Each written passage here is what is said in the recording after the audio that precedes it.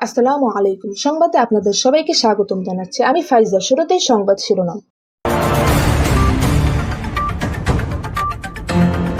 ট্রাম্পের গাজা শান্তি পরিকল্পনার জবাব শীঘ্রই দেওয়া হবে বলেছেন হামাস।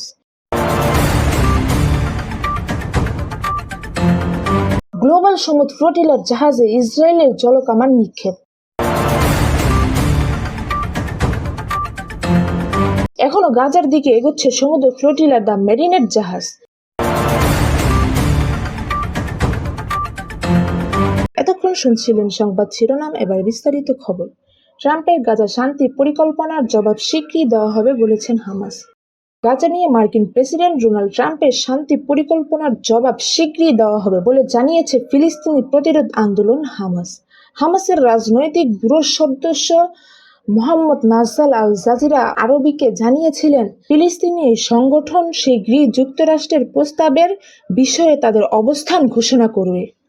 নাজ্জাল বলেন, ফিলিস্তিনি প্রতিরোধের প্রতিনিধিত্বকারী হিসেবে হামাসের অধিকার রয়েছে তাদের মতামত প্রকাশ করার, যেভাবে তা ফিলিস্তিনি জনগণের স্বার্থ রক্ষা করে।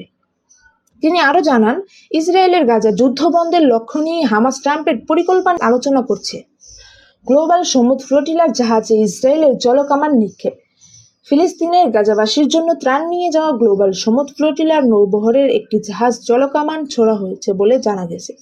ধারণা করা হচ্ছে এটি ইসরায়েলি সামরিক বাহিনীর একটি জাহাজ থেকে ছোড়া হয়েছে। বুধবার 1 অক্টোবর প্রকাশিত একটি ভিডিওতে এমন দৃশ্য দেখা যায়। নৌবহরে থাকা মিকেনো নামের জাহাজের অধিকার কর্মী মোহাম্মদ হুজেফে কুকুকায়তেকিন জানিয়েছেন, ইসরায়েলি সামরিক জাহাজটি প্রায় 10 মিনিট ধরে তাদের জাহাজ অনুসরণ করে, পরে কাছে এসে জাহাজ ও কর্মীদের সামগ্রীতে জল ছুঁড়ে ভিজিয়ে দেয়। ভিডিওতে কুকুকায়তেকিন বলেন, আমাদের জাহাজ এবং সব সামগ্রী ভিজে গেছে। তারা প্রায় 10 মিনিট পানি ছুঁড়েছে। ইসরায়েলি বাহিনী আমাদের ইঞ্জিন বন্ধ করতে বলে, কিন্তু আমরা যাত্রা চালিয়ে গেছি। তবে আমাদের কয়েকজন সহকর্মী ঠান্ডায় কষ্ট পাচ্ছেন। নারী কর্মীদের কেউ কেউ কঠিন অবস্থায় আছেন। তিনি আরও বলেন, তারা আমাদের হাত তুলতে বলে।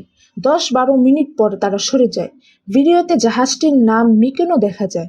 রয়টার্স নিশ্চিত করেছে, এই জাহাজ থেকেই কুকুকায়তেকিন আগেও লাইভ ভিডিও প্রচার করেছিলেন। প্রতিটি ভিডিও ক্লিপে তার কণ্ঠস্বর শোনা গেলেও এগুলো কখনো কোথায় ধারণ করা হয়েছে তা নিশ্চিত করা যায়নি। উল্লেখ্য, গ্লোবাল সমুদ্র ফ্লোটিলার একটি বাদে বাকি সব জাহাজ ইতিমধ্যে ইসরায়েল আটক করেছে। ইসরায়েলের পররাষ্ট্র মন্ত্রণালয় দাবি করেছে, যুদ্ধক্ষেত্রে প্রবেশ বা বৈধ নৌ অবরোধ ভাঙার চেষ্টা ব্যর্থ করা হয়েছে। এখনও গাজার দিকে এগোচ্ছে সমুদ্র ফ্লোটিলার দ্য মেরিনেট জাহাজ। ইসরায়েলি বাহিনীর বাধা পাশ কাটিয়ে এখনও অবরুদ্ধ গাজা উপত্যকার দিকে ছুটছে গ্লোবাল সমুদ্র ফ্লোটিলার সর্বশেষ দ্য মেরিনেট। ত্রাণবাহী বহরের অন্য সব জাহাজ আটকাতে পারলেও এখন পর্যন্ত পোল্যান্ডের পতাকাবাহী জাহাজটিকে আটকাতে পারেনি ইসরায়েলি নৌবাহিনী। খবর আল জাজিরা।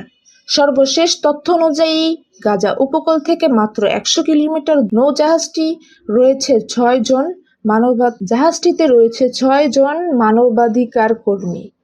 এর আগে যান্ত্রিক ত্রুটি দেখা দিলে তা কাটিয়ে উঠতে সক্ষম হয় জাহাজটি।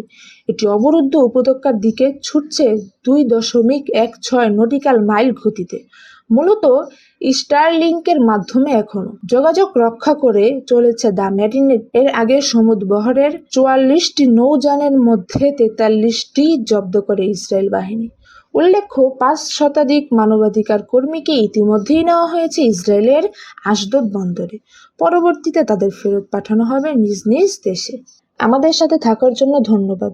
সর্বশেষ আপডেট নিউজ পেতে এখনই আমাদের চ্যানেলটি সাবস্ক্রাইব করুন আর ভিডিওতে একটি লাইক দিন, যাতে আমরা আরও অনুপ্রেরণা পাই আপনাদের জন্য নতুন নতুন আপডেট খবর আনতে।